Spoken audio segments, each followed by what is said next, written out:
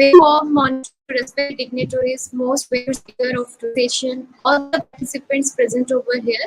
I am Ms. Deepika Rani Sahu, Assistant Professor of Roland Institute of Pharmaceutical Sciences. Again, welcome you all to the second session of today's FDP program on Artificial Intelligence in Drug Development, Recent Trends and Future Prospective, sponsored by AICTE, ATAL, New Delhi, and organized by Roland Institute of Pharmaceutical Sciences, Odisha.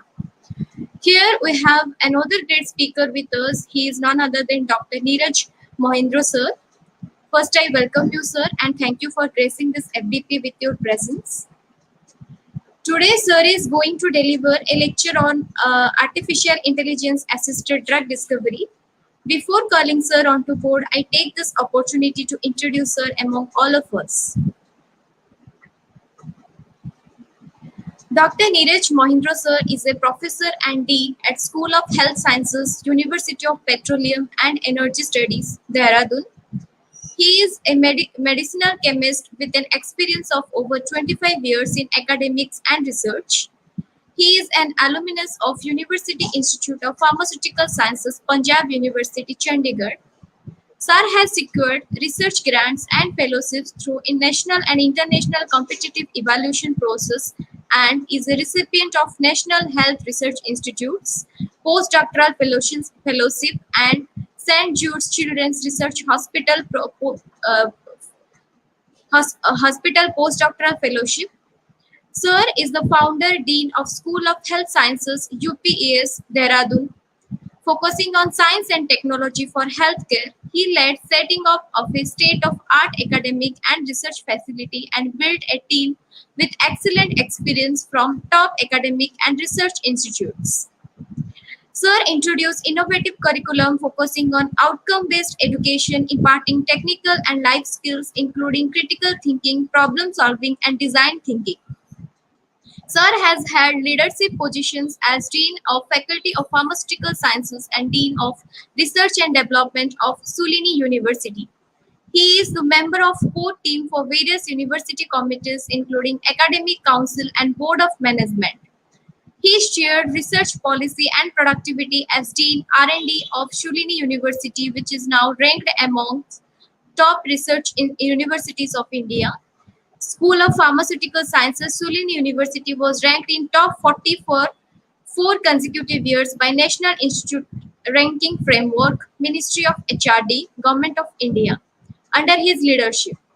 Sir is member of University IQS, NIRF, NAC, and NBA core teams. His current research interests are in the drug discovery for neglected diseases, neurological disorders, and cancer. Screening of fractionated extracts and isolated compounds from plants from northwestern Himalayas. Sir has successfully guided 6 PhD and 9 M.Pharmacy students. He has published 40 papers in reputed journals with more than 1,600 citations with high index of 20 and 5 patents and 10 patent applications. Sir is a member of Editorial Advisory Board of ACS Medicinal Chemistry Letters and is on Board of Advisors at Medicine Infosys organization. He has received research funding from ICMR, DBT, DRDO, and HP Biodiversity Board. Sir is currently member of CII National Committee on R&D and Innovation 2020 to 2021. And part of the subgroup of healthcare and chemicals. With this great introduction, I may now invite Sir on board for his talk. Welcome you, Sir. Namaste, Sir. Thank you, Deepika. Thank you for this gracious introduction. And I would first of all like to thank Dr. Bishwas Mohan for inviting me for this talk. I would also like to thank Dr. Ravi Kumar, Principal, Roland College, for giving me this opportunity to be part of this interesting program on artificial intelligence for drug discovery and development. And I would also like to thank AICTE for sponsoring such topics for the FDP, which is, I think, the need of the hour. So Thanks for once again for this invitation. Should I go ahead with the talk? Can I? Sir. Yes, sir. Yes. Make it full screen, sir. Yeah. Okay. Can Yes, you yes. see my Continue. slides? Yes, sir. Yes, sir. Yeah. Thank you.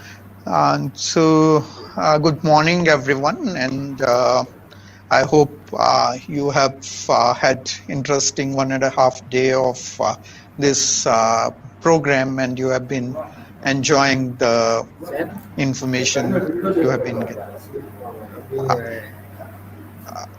Uh, is my voice audible clearly? Can I go ahead?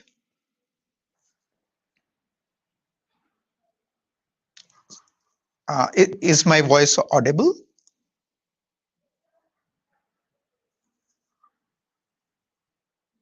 Uh, Dr. Sahu, am I audible? Yes, sir. Audible, sir. Audible. Okay, Continue, okay, sir. okay, so I'll continue. I think over last 1.5 day, you have listened to a lot of speakers, including Dr. Satya, who I think talked on healthcare and drug design, role of AI in healthcare and drug design, and then Dr. Mazumdar on role of AI in drug discovery, Dr. Chandrasekharan on design and synthesis, and then Dr. Devraj on rational drug design.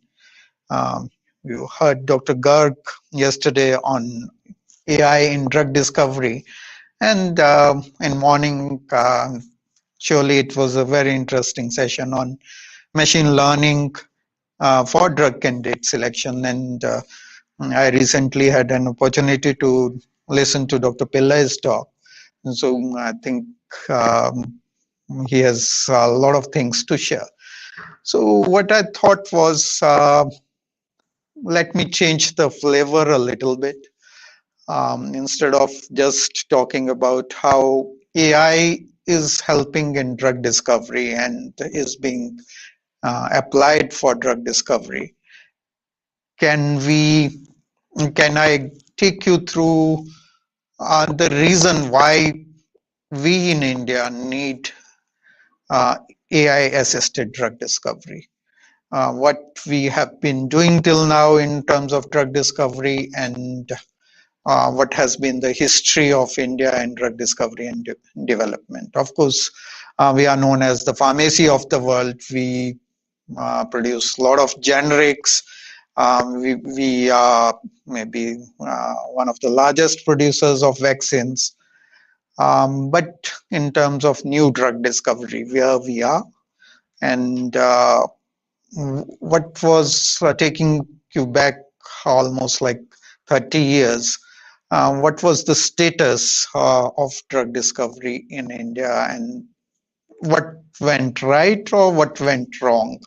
Why we have still not been in the league for say producing new drugs or designing and discovering new drugs which would reach the market.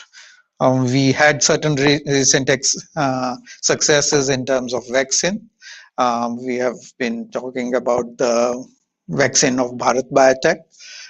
But again, can we improve this? So that's what I would try to address. And I will try to show you how AI can be a tool in this.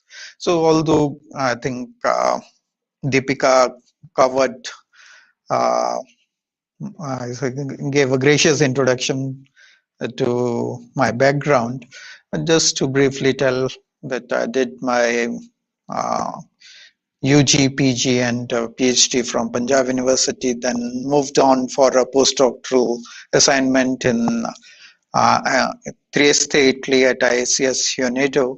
That was International Center for Science and High Technology, and then came back to India to join Guru Nanak Dev University as faculty member, and then went for my postdoc to National Health Research Institutes, Taiwan, where I worked on drug discovery for diabetes and cancer.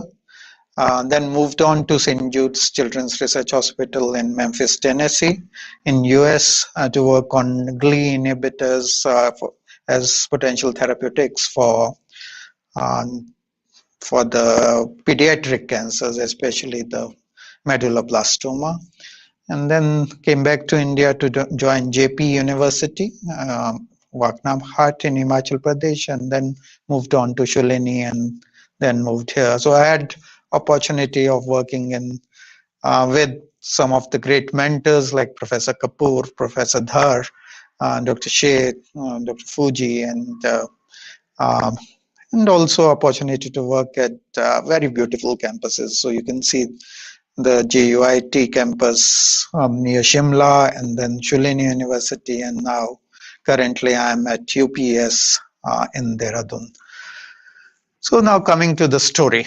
So let us look at the FDA approvals since 1993. So you see a peak in 1996 and then a trough which continued for almost like 15 years before it started going up again. And now we are hitting reasonably good numbers. And there were a number of reasons for that. And some of them were the combinatorial chemistry, I would say, was one of the reasons in mid-80s when a lot of focus was on synthesizing each and everything without, say, having that much of concern on purity and the kind of molecules being synthesized. And then the impact you would see in, say, 5 to 10 years, and that's why you got this kind of trough when the number of new drugs coming to the market went down drastically, and 2002 was maybe the worst year with just 17 new entities coming to the market. And out so the blue is the biologicals and the orange is the small molecules.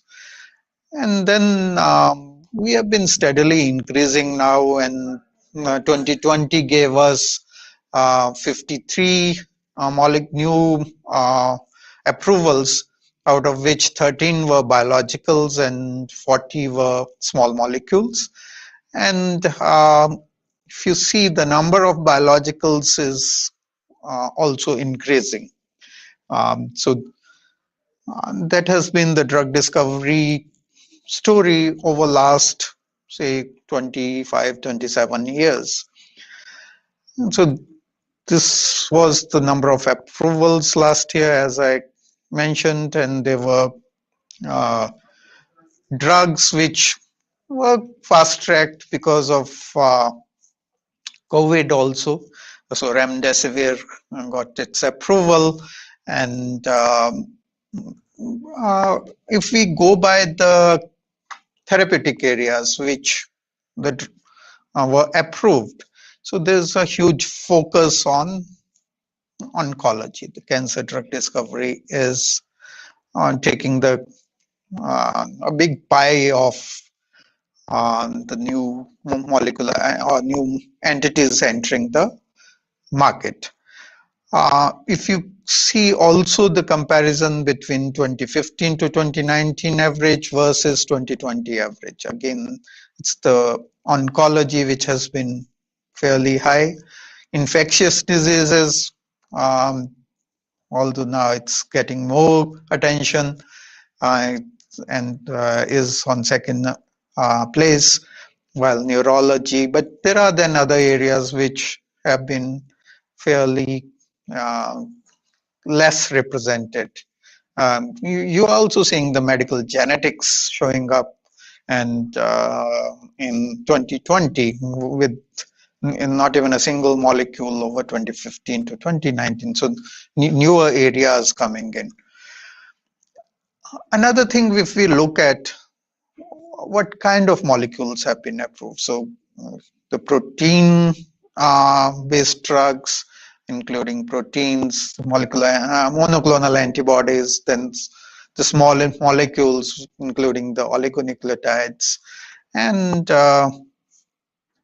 So still the major pie is with small molecules, but then proteins are taking, they are coming up in a big way. Monoclonal antibodies especially are increasing their presence. So we'll see how all these things would be important. Now coming to the cost of developing a new drug. So the 2014 report, even after that, people have been saying 2.6 billion to 2.8 billion, or even touching 3 billion to bring a new molecule to the market. But a very recent study published in 2020 says that these are exaggerated numbers. The actual number, the median cost is around 985 million, while the average cost is around 1.3 billion. And if we look at this graphic, again, the cost for oncology and immunology based molecules is high. So then they are on average, the cost is $2,722, while anti-infectives are costing around $1,300 million. But then dermatology is comparatively less costly. So the average cost, and they have devised a method to do that, looking at the data submitted by the audited data submitted by the drug discovery companies to FDA. So based on that, they have calculated this. And usually how the drug discovery cost is calculated is based on also on the number of failures which could not reach the market, and that cost is usually added to the cost of drug discovery. So the success rate has been low, it's around 12%, while return on drug discovery and development has been around 1.9%. Having said that, as Dr. Demasi had mentioned, that drug development remains costly, that's visible. And despite the ongoing efforts to bring in new technologies, it has remained costly. But now, with artificial intelligence and other technologies coming in, can we reduce this cost of drug discovery? Now, coming to the Indian pharma. So in India, drug discovery was initiated in 90s, and that time the IT industry was also growing. So both healthcare and IT industry were mentioned as the sunrise industries at that time. And there was a lot of hope that India could become a drug discovery powerhouse for the world with its cost advantage, with the talent pool available, with the skills in chemistry and various disciplines in biology available in the country. And there was huge investment going up to $3 billion in R&D. There were 28 major Indian pharmaceutical companies, 14 biotech and startup companies who entered the field of drug discovery. And we did fairly well in terms of preclinical development, with 214 compounds in preclinical development, 82 progressing to phase 1, while 34 progressing to phase 2, 4 to phase 3. But finally, only one compound has seen the light of the market, or has reached the market. That is saroglitazar, which was Zydus Cadila molecule, which was launched in 2013 in India, which is a PIPA alpha gamma agonist for diabetic dyslipidemia. So I know this graphic is stable, the size is small, but I did just want to give you an overview of what were the companies uh, which and when did they enter the drug discovery, and some of them had to leave it, and for different reasons. The cost of drug discovery was very high. Um, Companies like Reddy's had fairly good success rate. They had 27 molecules in their pipeline, and but they ended their drug discovery program in 2009. Similarly, other companies, you can look at the list, a lot of, and including some startups, some good ones which really did very well. And companies like Renbexy, which had 16 molecules, but then stopped drug discovery when Daiichi took over the discovery segment, and they were later sold out to Sun Pharma. Again, in terms of the small molecules and the biologicals, the companies which were involved in drug discovery in India. In terms of attrition rates, so preclinical, we were better than the industry average. We had 50% of the molecules, more than 50%, successfully going through preclinical studies.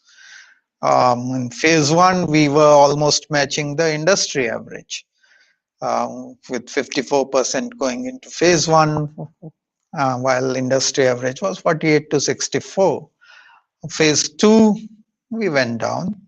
Phase 3, we were even less successful, so only 33.3% going into phase 3. And in terms of timelines also, we had comparatively longer timelines, though we had the cost advantage still as compared to the industry average.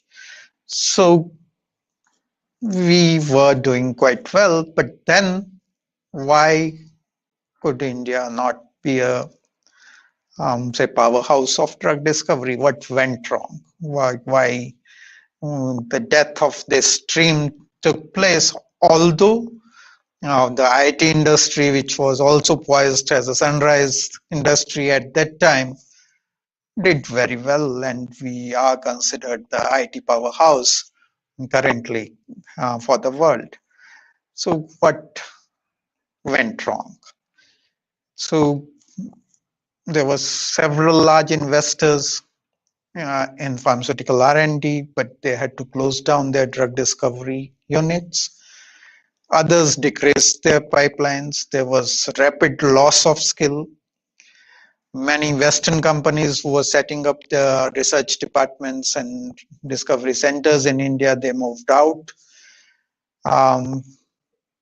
including the medchem, biology, pharmacology, which and then investment in terms of science education or the university focus on drug discovery related education also went down. So overall investment in R&D, and more specifically in new chemical entities, has to be increased.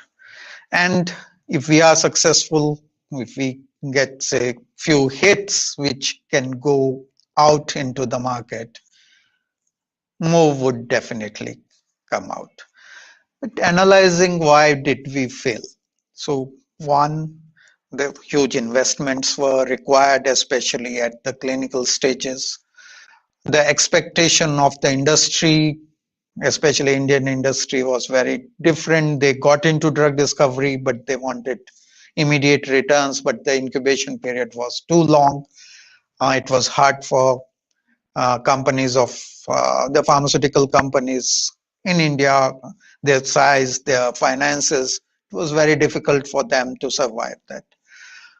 Again, in terms of the talent, though you'll see in Western countries, there are many pharma companies whose drug discovery departments have a lot of Indians.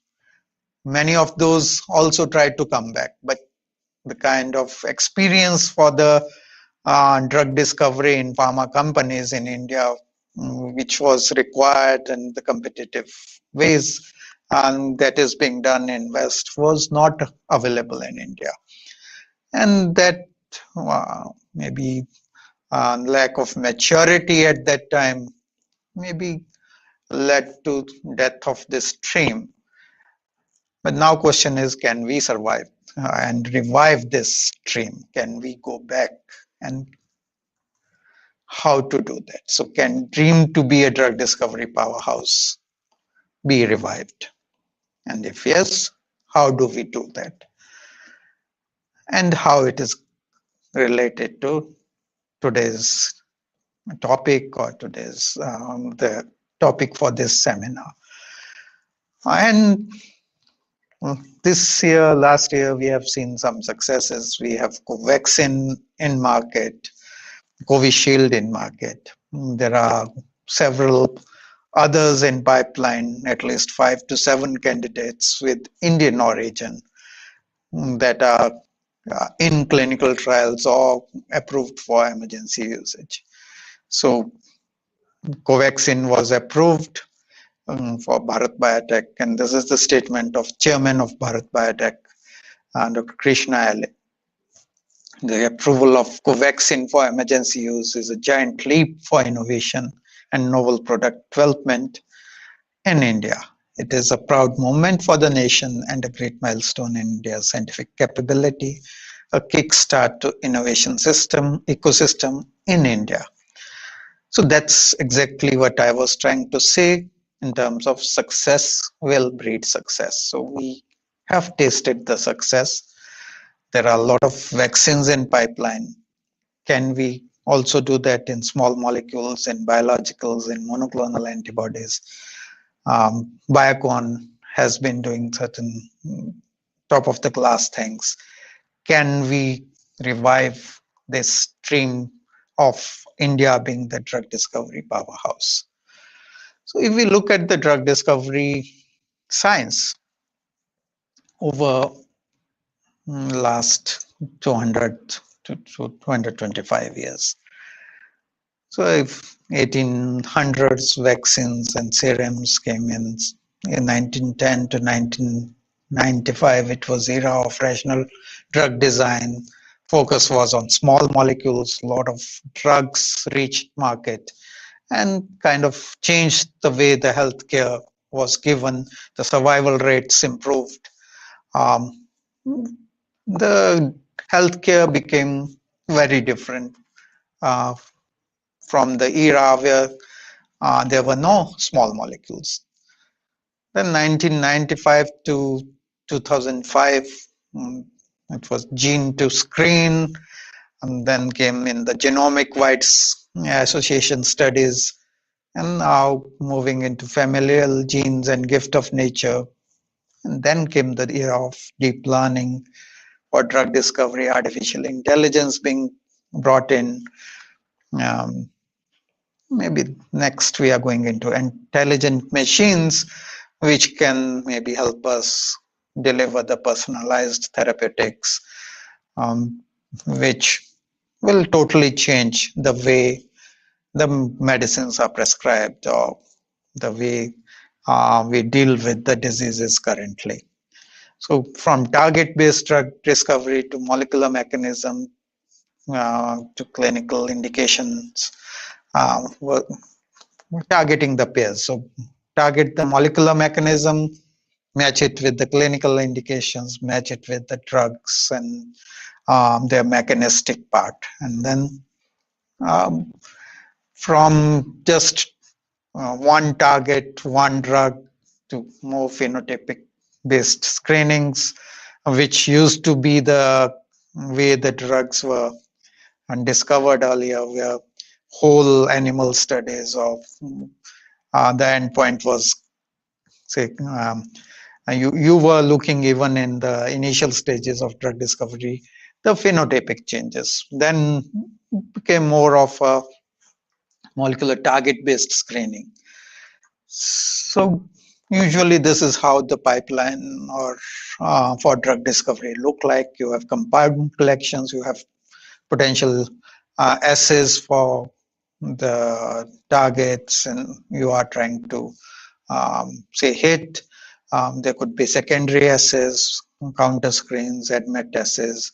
Once you get the hits, you do the structure activity relationship studies, you do synthesize the molecules, do indirect and direct screenings, and once you get the convert hits into leads, you going through these iterative cycles.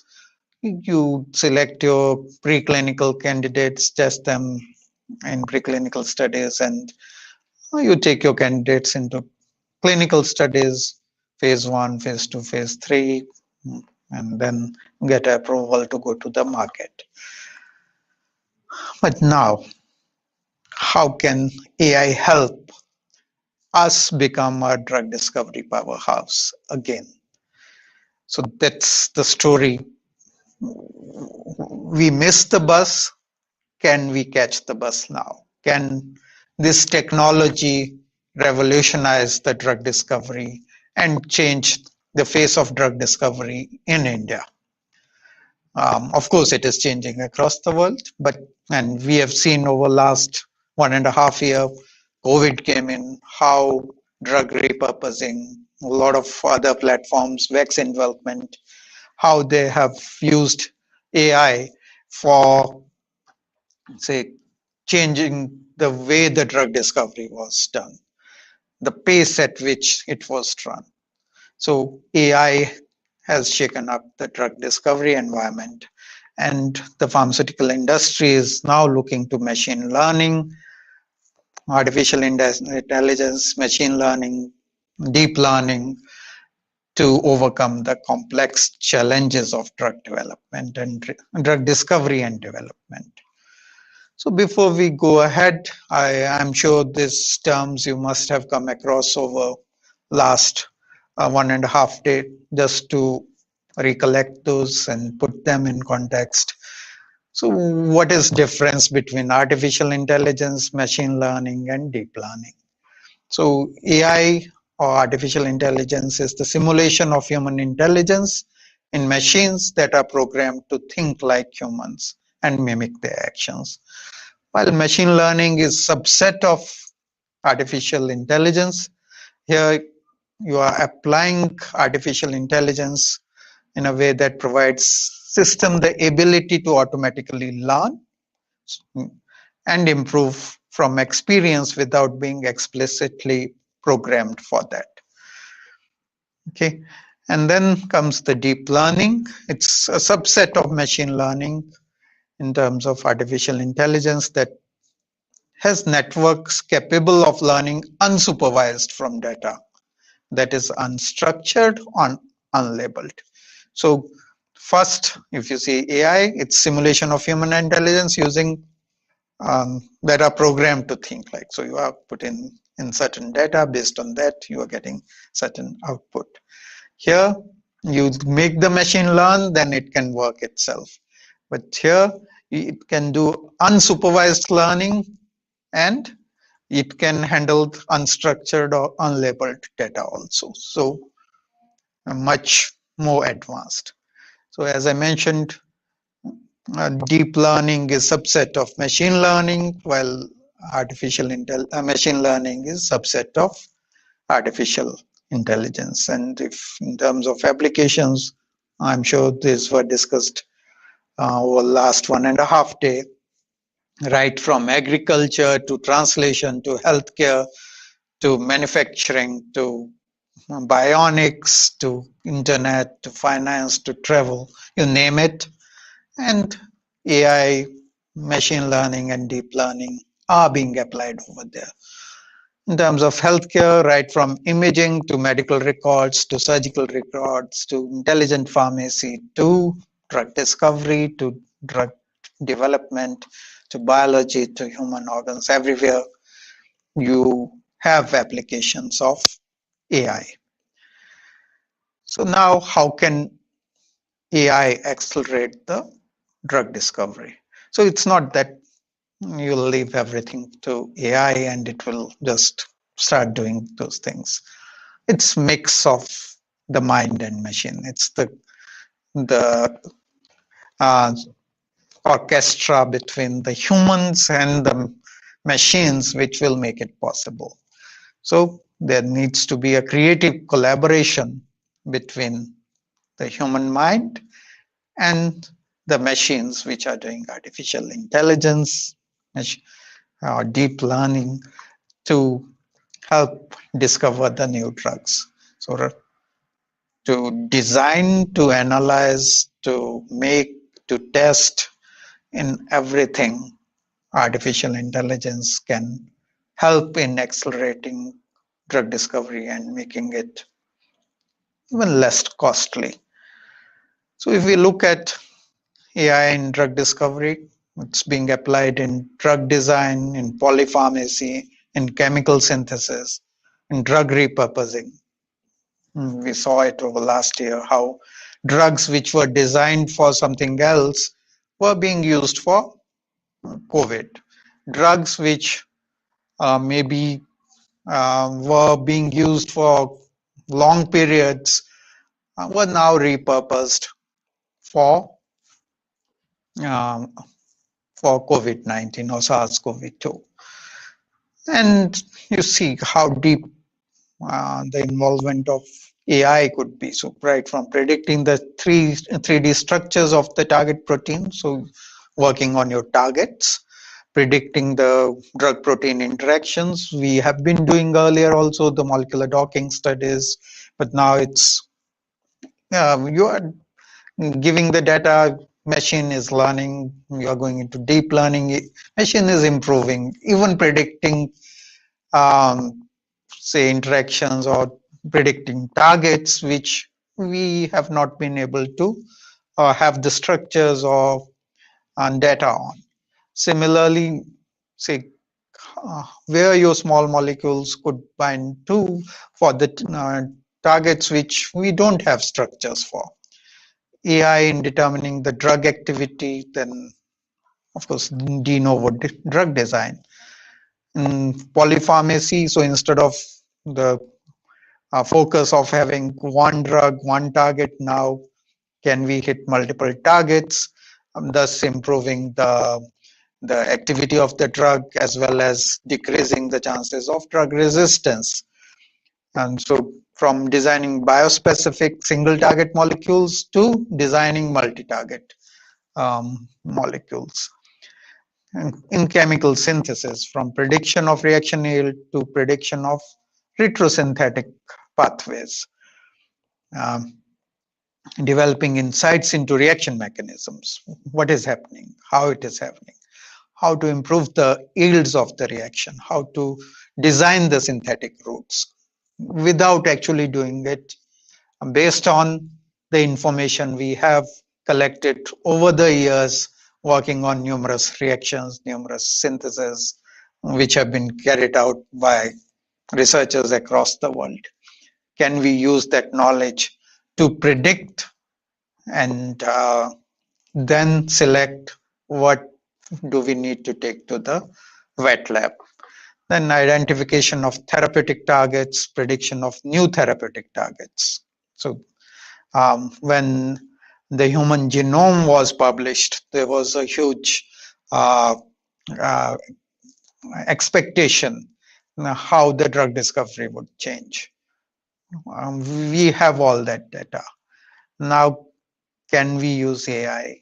Can we use that to predict new therapeutic targets, druggable targets, and say predicting the interactions? Then drug screening. Can we predict toxicity without working on animals? Can we save animals over there? Can we predict interaction of the drug with targets which otherwise to screen would cost a lot? So if we are, say, able to predict that accurately, can we reduce the cost and toxicity and the time? And prediction of the bioactivity, physicochemical properties, identification and classification of target cells. So a huge scope, huge areas, right from pharmacologists to molecular biologists to chemists to medicinal chemists to um, formulation chemist. Everyone has a possibility of using drug discovery in artificial intelligence in their efforts to improve the drug discovery. So just to list a few target I think almost covered all of these in the previous slide, except for it's also going into clinical trials. So forecasting the study threats for clinical study, patient matching and more. So one of the costliest part of the drug discovery is the patient getting the clinical trials done. So can we match the patients? Which patient to recruit for a clinical trial based on the kind of disease they are having? What is the footprint of the disease? That will help, say, get the proper data for. You are testing on a drug, say for a cancer, where the footprint of the cancer is totally different in that patient. Um, then the profile of the molecule you are trying to test. So of course you'll get a negative result. But can we improve that? Can we do the profiling of the cancer, the tumor, before we decide that this patient should be on this clinical study or not? What is the characteristic? What is the molecular pharmacology of that cancer before we decide to put that patient on the. So AI has been used extensively over last year for screening of billions of molecules for coronavirus, and some of them, have been tested, have been used for corona over last 1.5 year. Drug repurposing has been quite successful in some of the drugs which have been now redirected towards, if you see the favipiravir, remdesivir, they were not designed for SARS-CoV-2, but they are in market and are being used currently for COVID. Similarly, in vaccine development, a lot of investment of time and money has been made, and that is showing the impact. And India has not been far behind. So a team from TCS had reported this last year, and it has been now published. They did a de novo design of new chemical entities for SARS-CoV-2, and it was published this year in Future Medicinal Chemistry. Similarly, some supercomputer-based ensemble of docking drug discovery pipelines. This was another report last year which was using AI for drug discovery. So how it is being used? I'm sure you had these sessions and many of the things might have been covered, but just to give you overview of how AI is being used for drug discovery. So AI for primary drug screening. So you are sorting and classifying the cells by image analysis using artificial intelligence. So you are doing cell-based screening. You add your drug molecule. What are the changes taking place in the cells? You can analyze those images and see whether your drug is working or not. So AI model needs to be trained to rapidly and automatically identify the different features. Once you train it, and the machine can do it itself. You can screen a large number of compounds without someone needing to see each of those plates to see whether drug is effective or not. So you can classify breast cancer cells. The cell images are segmented from the background by varying the image contrast. And then you have Temura texture features and wavelet-based texture features, which are extracted. You do a principal component analysis, and you are able to distinguish between um, the molecules which showed activity versus the ones which did not. So AI-based methodologies are then trained to classify different cell types. Then AI is also being used for interpretation of computerized electrography. So it's widely available. The digital ECG data is there, so you apply the algorithm for deep learning, and that's how it is being used for primary screening. Then polypharmacology for drug discovery. So a multi-target drug discovery approach can be a very promising method to make effective medicines. You are hitting more than one target, so the chances of resistance coming in goes down, the effectiveness of your molecules is increased. So AI-driven platforms to deliberately structure bispecific molecules. Now, instead of hitting one, you are trying to hit two targets, and you can thus try to say identify molecule which can say work on multiple targets, and that's be more effective. And machine learning for pharmaceutical discovery and synthesis consortium have been created to help in this effort. Then going to secondary drug screening. So predicting the physical properties of your molecules. So is it a drug-like molecule? Would it reach the site of action? Predicting the bioactivity. Would it work against the target you are trying to hit, or the targets you are trying to hit? Are you hitting the targets which you do not intend to? So toxicity, so predicting the toxicity of the molecule.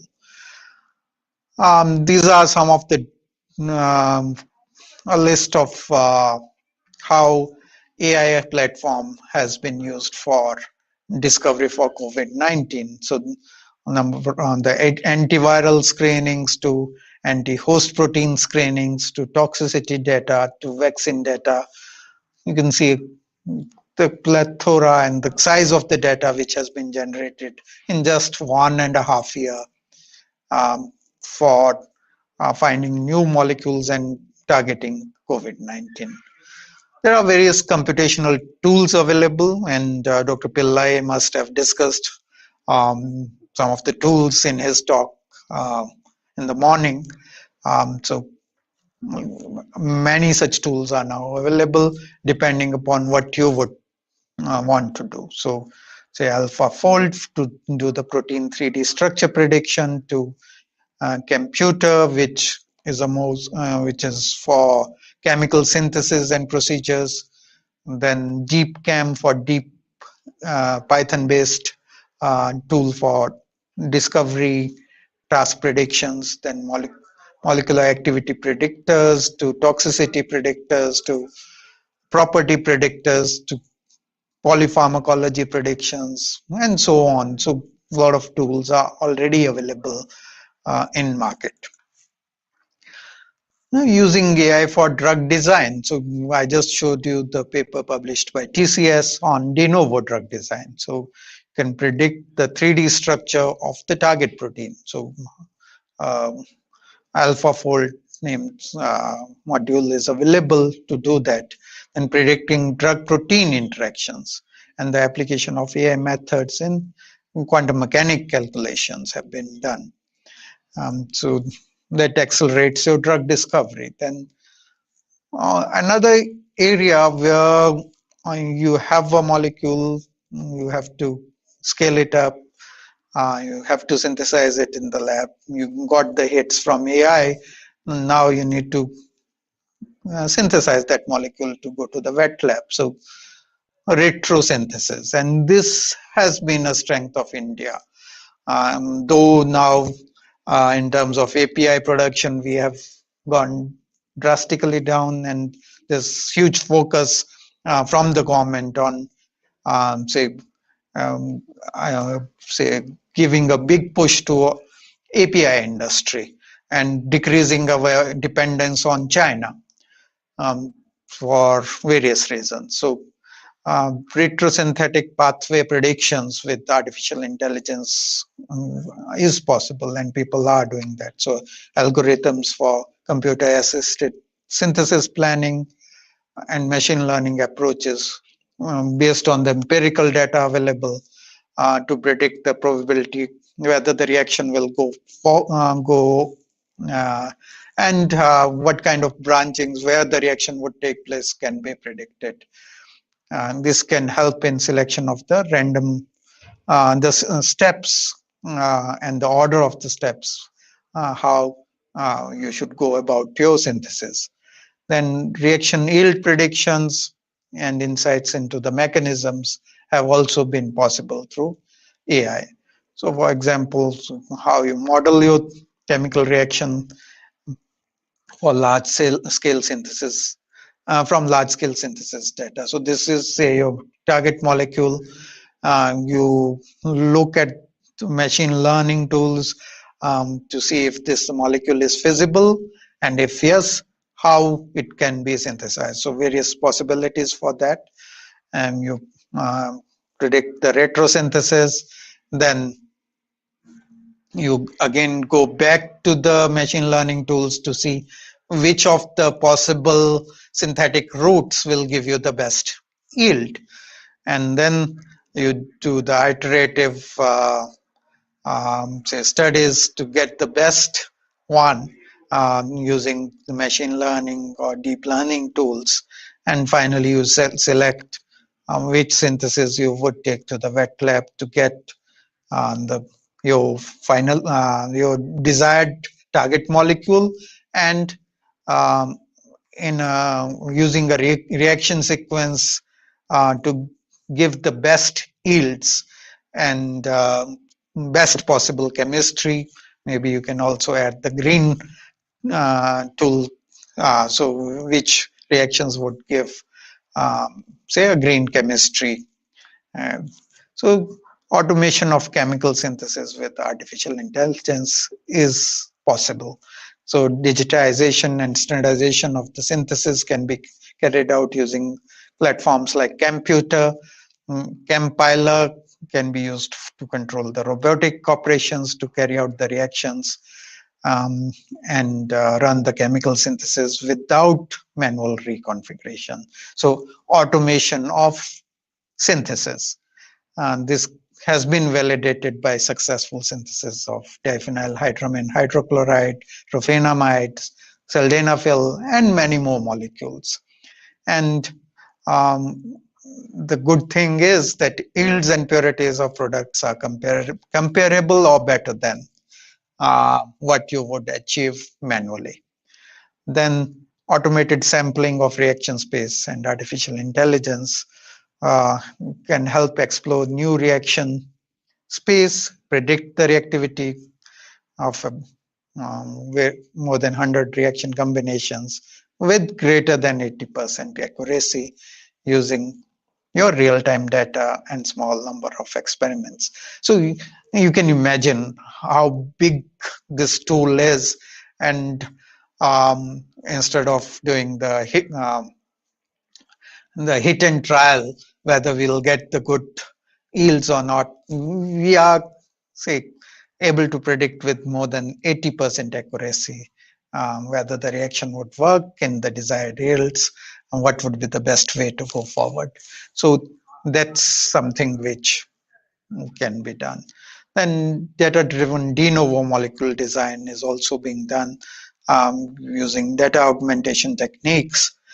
So where you add noise or artificial perturbations to the samples of the data sets which you are using, as before you train in your training model, so that the final models would be more robust. So this can be done using randomized smiles, and then which would help in smileys, so that it will help in data augmentation. But now the problem is, where do you get the data sets for artificial intelligence or machine learning? You need data. So unless you have good quality data, you won't be able to have training sets, you won't be able to get good results. So garbage in, garbage out. So whatever you are feeding into your machines, um, the quality of the product you are getting or the output you are getting would totally depend upon what kind of input you are giving in. So where do we get the data sets for artificial intelligence? So for example, for identifying drug targets, uh, the biobanks have been created. So large population-based biobank, like UK Biobank, has been created mm, by the partnership of the pharmaceutical companies, and pharma companies are becoming more open to share their data now. So open drug discovery platforms are there, and the big pharma is now ready to share their data. Many of them have started doing that. Then smaller scale or disease specific target data sets are available through, for example, type 2 diabetes knowledge portal or cancer drug discovery portals are available, where cancer cell line encyclopedia or Wellcome Trust cancer project genomic data is available. In terms of chemical data sets, PubChem, of course, you know, is a huge database which lists all chemical structures of drugs at all stages of development. Even the discovery molecules are listed. So all chemical compounds synthesized and or extracted from publications. The number is around 96 million, more than 96 million compounds. So huge chemical database is available. And then the large compound data is also coming from pharmaceutical industry. This is huge data, the big data available for right from say high throughput screens to imaging data to transcriptomic data to reaction data, structural data and bioactivity data. So how to match those? What do we extract out of those to make our AI systems learn those? And then say moving from machine learning to deep learning using computational power driven graphic processing units. Can we create deep, say based on machine learning, can we create a deep learning systems which can then work independently without say you need to say intervene at every stage, and also based on not only the information which we have say supplied to the machine, but it is also say generating the information itself and using it to improve itself in the drug discovery effort. So say for protein targets and high throughput screening data, can you generate the genomics data and then use it to go to machine learning and then predict the unknown activities? So that's how you can expand the hits from the data which is with you or available through different databases. Can you predict through machine learning the unknown activities or the molecules which you don't have any or the molecules, can you predict whether they would be interacting with the unknown targets? Similarly, it is being used for image analysis. I mentioned about the phenotypic screens. So can we have phenotypic screens based on machine learning, which can say look at a specific image-based analysis to predict whether a compound is working or not, whether it is active or not. So then predicting compound activity using large chemogenomic genomic models. So computationally predicted interactions between chemical compound and the biological targets.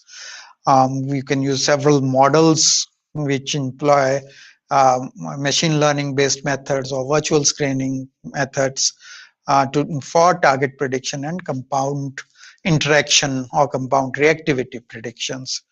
Um, Again, the limitation is high quality data. So if we have high quality data, the results or the predictions would be of high quality. If the input is garbage, then you'll get the garbage out. Again, methods to detect the problematic compounds. Can we apply Payne's filters using AI or machine learning? So machine learning based or Melody, it's a drug discovery project created by a consortium of pharmaceutical technology and academic partners. And can AI be used to improve the current therapeutics? So repositioning of the drug, can we add more value? Can we see where else these drugs are acting? Can we decrease their toxicity? Or can we predict on which patients these drugs would act better than, say, randomly prescribing those? And what would, if we are, say, polypharmacy is being done, can we predict which two combinations would work the best? Which targets they are hitting? What is the characteristic of the disease? Can we make the combinations which will give a better outcome? Also on the diagnostic parts. So AI for and medical devices, diagnostics, that's another big area in healthcare which is coming up in India. And it's a very fast growing industry with a CAGR of medical devices being around 35 to 40%. So AI could have a big role in biomarker development, which can then also be used for drug discovery as well as for diagnostics. And then, so you can generate your hypothesis for your drug design and all use the image-based analytics or phenotypic screens also, or for diagnostics. So developing data sets. Google has done this project where they have used 128,000 images to predict the hemorrhages and the diabetic eye disease using deep neural networks. And each of those was, say, also evaluated by ophthalmologists, and the accuracy was on par or better than the human interval, say a doctor diagnosing it. So that's the kind of power AI and machine learning and deep learning are bringing into the diagnostics as well as identification of the biomarkers. But then what are the challenges in the application of AI in drug discovery? So it's not all green. There are a lot of challenges. And one of the things which I've been mentioning is the algorithms you are using to train your data. What is the data available with you based on which you are training your machine? And how accurate that algorithms are, which you are using for your machine learning. So they will not handle well new classes of drugs which have never before been characterized. So you don't have the data, you cannot use it for prediction. So new classes of drugs might be difficult to handle. Although, as I mentioned, through machine learning and deep learning, we have been it is possible to predict the new potential targets and new molecules which can hit those. And then inherent complexity and variability of biological data sets. So biology is very complex. So can machines still handle all of those variations in biology? So to be useful, the algorithm must predict fundamental biology as opposed to spurious noise spurious noise signals in the data. So can the machine distinguish between the noise and the actual biological signal, which you are interested in? So um, are you able to design an algorithm to do that? And then, five grand challenges in applying artificial intelligence for drug design and drug discovery are obtaining the appropriate data set, generating the new hypothesis, optimizing in a multi-objective manner, reducing the cycle time, and changing the research culture and creating an appropriate mindset. So now this last part is a very important part of um, the ability of industry to apply or academia to apply AI in um, drug discovery and development. Are we able to bring in and change the way the drug discovery or the research culture has been, and creating that mindset in the discovery teams on bringing these technologies in uh, to and to just give you an idea of that why it is important. This was a survey published in a blog where 330 scientists in drug discovery companies were given this survey to answer various questions on usage of artificial intelligence in drug discovery and development. So the first question was, how familiar are you with AI for drug discovery, including related companies, tools, and technologies? So about 44% were familiar, while quite familiar or somewhat familiar, while 15% were very familiar, while 26% were unfamiliar, while 15% were totally unfamiliar. For what stages of drug discovery does your organization currently use AI? So target identification was the biggest one, safety testing, computational discovery, lead optimization. So these were the major areas in 2017 where where the companies were trying to use artificial intelligence. What are the perceived or real benefits of AI in drug discovery?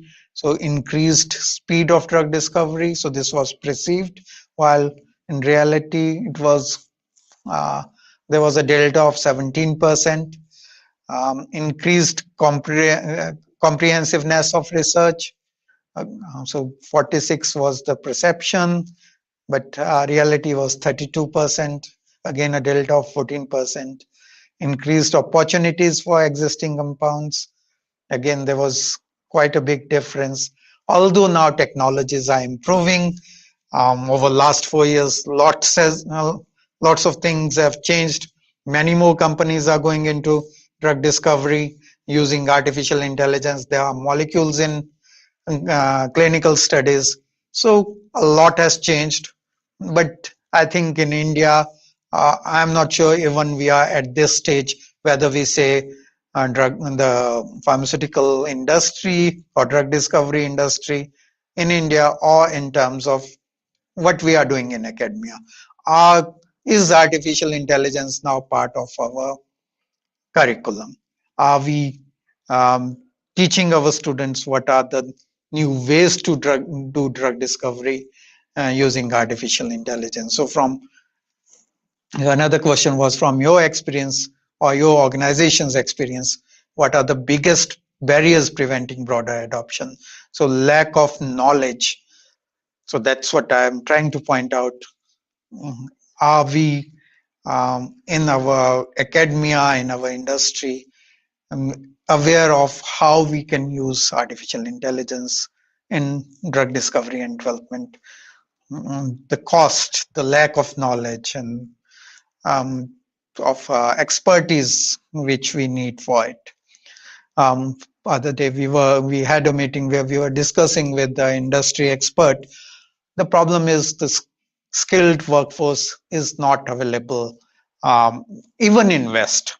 So you have a biologist or a drug discovery scientist who doesn't understand AI, and then you have a AI specialist who doesn't understand the biology, the drug discovery tools. And so can we create a skilled workforce where we can have biologists understanding some AI or machine learning or deep learning and how it can be applied in AI in say drug discovery, while can we train some AI specialist in some biology, some telling them basics of some drug discovery phases, the importance of each thing and the tools being used. So that is the current big gap existing in the market. And we at UPS are trying to have that in our curriculum, and there are programs where we are trying to say teach the biologists some artificial or pharmacists some artificial intelligence, and we are trying to say get engineers, computer scientists interested in this. So in terms of the success, so there are 116, maybe this number has now gone much higher in the AI-based drug discovery pipeline. There are molecules which are going into say INDs and NDAs. And there are companies which are claiming that they will discover 100 drugs using AI ML by 2025. And they have pipeline in 30 different programs. So it's not the kind of drug discovery pipelines or the programs which the pharma companies used to run earlier in some specific areas. Now they are getting very broad, and there are startups which are just focusing on these things, on AI-based drug discovery. These are the molecules which are in the developmental stages from BioAxle for cancer.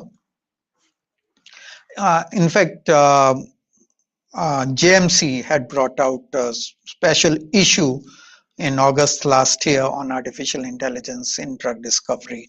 And that's what they had mentioned. The future is now the artificial intelligence in drug discovery. So that's how important this tool is for drug discovery.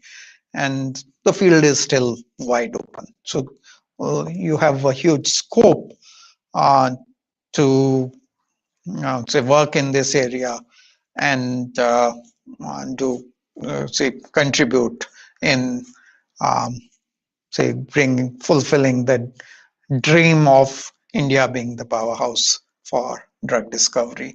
And I'll just show you some of the examples before I close the talk, where the AI tools have been applied in drug discovery. And there are a lot of publications which are coming out recently, and if you see these 2020, I think this number has gone much higher. And if you see the startups in drug discovery, so from designing clinical trials to recruitment, repurposing, establishing biomarkers, optimizing clinical trials, validating, so generating novel drugs, aggregate and then do design of the drugs, the kind of areas where AI-based drug discovery startups have come. But again, the major chunk is from generating novel drugs to aggregation to designing of drugs. So those are the major areas where the startups are coming up. In terms of therapeutic stages, so I mentioned phase 2, 3. COVID did give opportunity to go get some of those into the market also for emergency use. In terms of funding, it is increasing exponentially. So where the startups are, so India does have a good chunk of those. The US is still the major one, but India, China, Australia, uh, and Japan, Taiwan, those are some of the countries where AI based startups are there. Market for AI drug discovery is expected to reach 1.1 billion by 2023. Now, otherwise, you would not see names like this, but these would be the major players. So IBM, Microsoft, Atomwise, Deep Genomics. So the marriage of computer-based or IT-based companies with the pharmaceutical companies is going to take place and is taking place. But a major challenge is the shortage of skilled professionals. So to end it, the take-home messages are, I think, AI and machine learning will usher in an era of quicker, cheaper, and more effective drug discovery. AI can help in predicting novel areas of biology, chemistry, and chemistry by identifying relevant information from literature and making it links between biological targets and chemicals. This will help reducing the time required for preclinical research and predicting toxicities. It will also help handling the clinical trials in a better way. Wide application in diverse areas of drug discovery. AI can help bring back the drug discovery to India. That's what I think, and rejuvenate the expectation of being a center of innovation for new drugs. And maybe we'll have some new molecular entities and biologicals coming from India. But again, how much is hype versus reality, that we'll see in coming years. But I think we are moving in the right direction. Thank you. I'll stop sharing and I'm open to questions. Thank you, sir, for your nice presentation related to artificial intelligence. So we have received some questions on chat box. We can discuss, sir. Yes, please go ahead. So I think the first one, Deepika is asking, do AI reduce the time and cost of entire drug discovery process?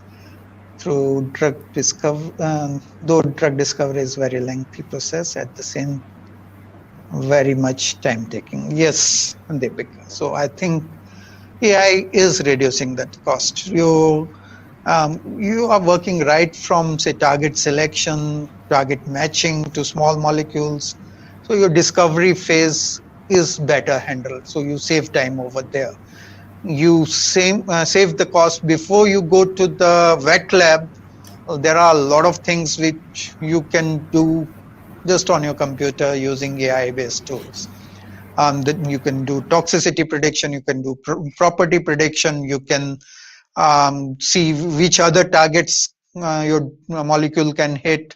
So you are saving a lot of time and cost over there.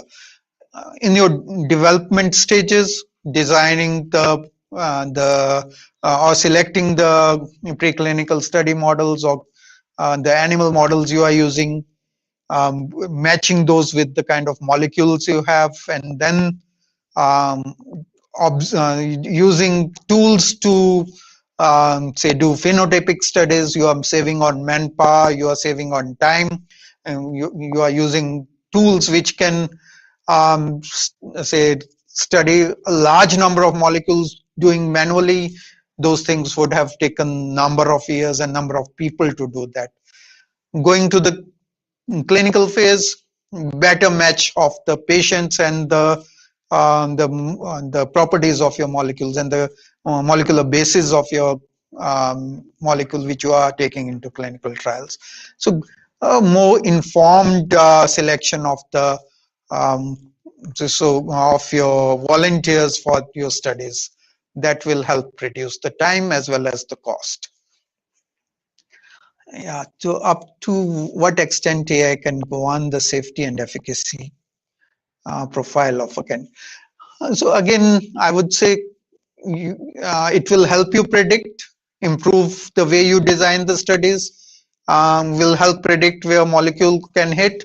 But again, unless you go into the biological system, and I mentioned that um, biological systems are too complex. So yes, this would definitely help, but finally, of course, you'll have to go to the clinics, um, test it before you can go forward, but it will decrease the failure rates. It will help, um, say, improve the timelines. It will help decrease the failure rates and thus decrease the cost. Yeah, Geeta is asking very well explanation using apt example. Thank you, Geeta. Thanks a lot. I hope it was useful to you. Yeah, in terms of databases available, are they reliable? Yes, industry has a lot of data, but as I mentioned, um, if industry had started sharing that data, how much of that is good data that is still questionable? That of course we'll have to look at the quality of each data set and then decide whether it is good to go or not. But having said that, as the information is being converged, these consortiums are being created, the quality of data is improving, and there are checks and balances being put over there to improve the quality. So as we go forward, I think that will improve. Of course, the role of computer students in drug design projects. See, the era of working separately or in silos is gone. Unless you collaborate, unless different disciplines come together, we cannot survive in this era. And that's, I think, would be the key for success of Indian drug discovery industry. Then to fulfill that dream, if we can say cut those silos, come together, there's nothing like say a separate computer discipline or separate pharmacy or microbiologist or biotechnologist. Everyone needs to converge together to create a successful team that will decrease your cost, that will decrease your time going forward. You cannot classify science into different pockets in different silos. Everyone has to come together.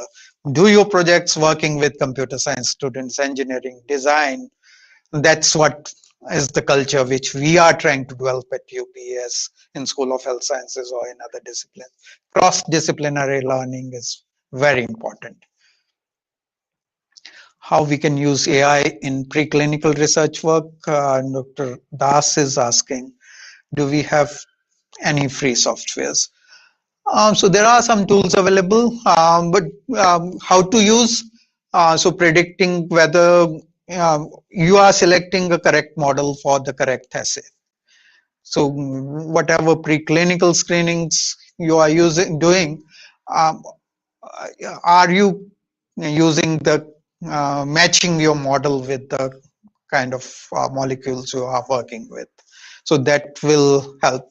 Also, in terms of preclinical, are you able to predict the properties of the molecule and then predict the PK or PD of the molecule, and then the biopharmaceutics approaches which you can do in silico or using AI tools. So that would be important.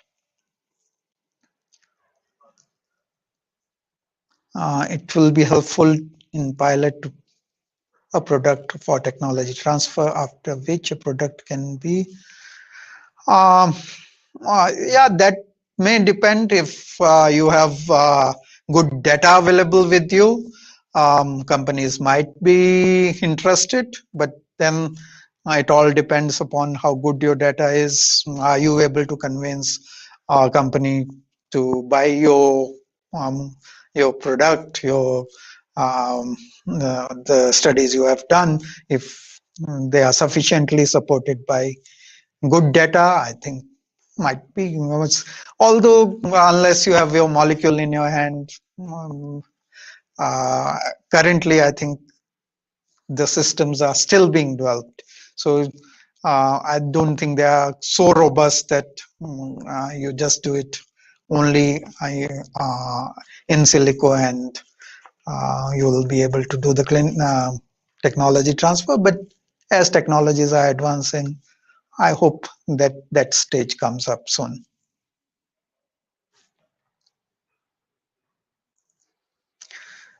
Substantial steps towards the enhancement of AI in future of pharmaceuticals. So first step is creating a skilled workforce. So we don't have that. So identifying where we discussed so many things today, and over say these 5 days, you will come across many more things. Can we train our workforce? Can we start including these things in our curriculums? Then talking to industry, so, creating startups which can at least do the AI-based drug discovery for different parts of the drug discovery and development line, and then converging those together. So I think right from target discovery to finally to the clinical studies, there are a lot of stages where AI and ML based platforms are being brought in. And the first step is, I think, let us break the silos. AI and ML should be part of our curriculums, not maybe. So when a biologist is learning, it's the application part which is more important. When computer scientist is learning, and they have uh, the technical part on how to write the algorithms, how to say use those platforms for our needs as a drug discovery scientist, but then understanding each other and understanding how those platforms can be used in drug discovery, and vice versa for the computer scientists to understand how what is our requirement as drug discovery and development scientists. So that is something, if we are able to bridge that, if we are able to bridge that skill gap, I think this field will take off in a big way and change the way the drug discovery is done. Thank you, sir, for interacting with participants and sharing your valuable knowledge with them for the development of research activities in relation to artificial intelligence. We are very much thankful to you, sir.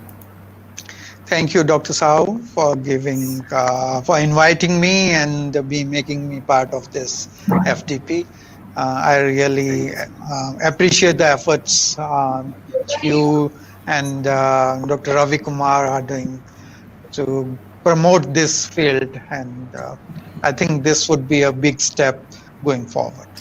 Thanks a lot. Thank you so much, sir, for giving a detailed information regarding the potential role of artificial intelligence in the revolution of drug discovery. We had really an informative session, sir. Here I want my heartfelt gratitude for having you with us today, sir. Thank you so much. Thank you, Deepika. Now thank you. Okay, sir. 1 minute, sir.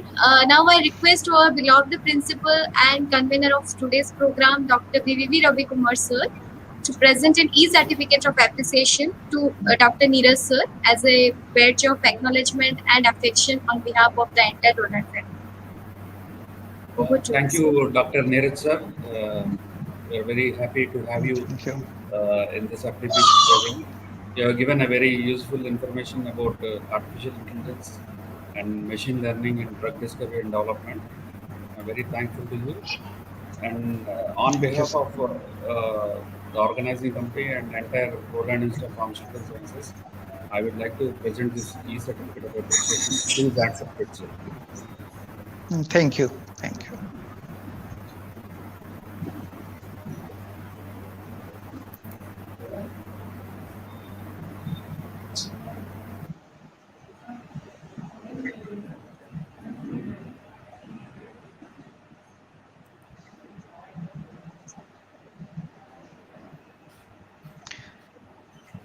Thank you very much, sir, once again.